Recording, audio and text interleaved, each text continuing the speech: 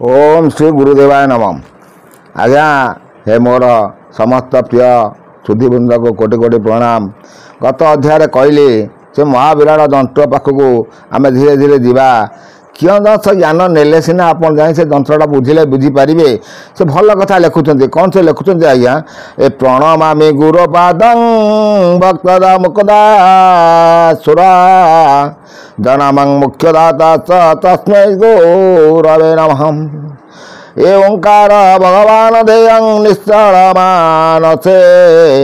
ओंकारं परमय ओंकाराते संभव जगत ए ओंकार सर्वभूतेषु ओंकार सर्वनामकं ओंकारं एकाक्षर च अणाक्षर आविर्भूतं। से ओंकारटी हूँ एकाक्षर अणाक्षर जहाँ समस्त कहते साधु सत मैंने आजिकल बहुत लोक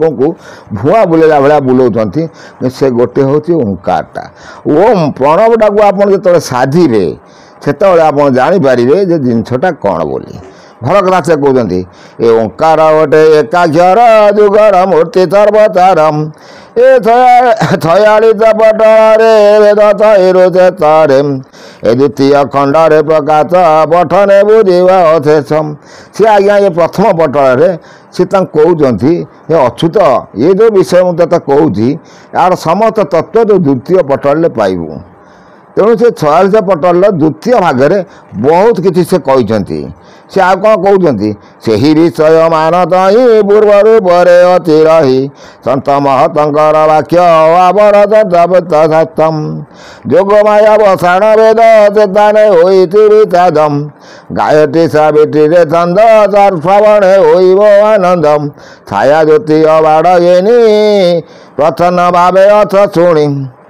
से आज्ञा द्वितीय पटल सबू से रखिंट गायत्री सावित्री छंद रखिंट सप्त पंचात्मिक बसाण लिखिंट सबकि से कर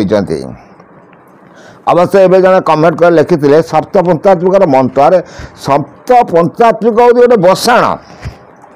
सी हूँ गोटे जंत्र से जंत्र आप बसा हो बसाण आपको देखी मोर चैनल मध्यम पुणी देखेबी नेक्स्ट अध्याय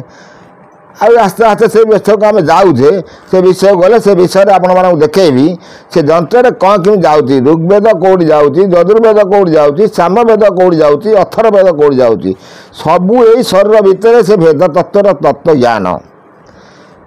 जहाँ को कहती तत्व तत्व बुझिले तुटे भ्रांति भव सागर तरी जाती जोटा कि जो तत्व जदि बुझे ताले भ्रांति तुटीजीव।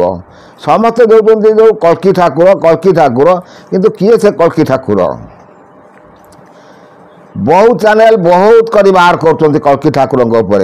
आसतु मु तुम ये चैनल माध्यम समस्त को चैलेंज देला भाया कही आसी बसतु देखा कल्की ठाकुर किए आसुँच दुनिया को आई कल्की ठाकुर कि लीला कर जाना कष्टकर ये सब बहुत तथ्य अच्छी आस्ते आस्ते मुझे सब कही आउँ से कौन कहते नेक्स्ट अध्याय आप सब कहीदेवी।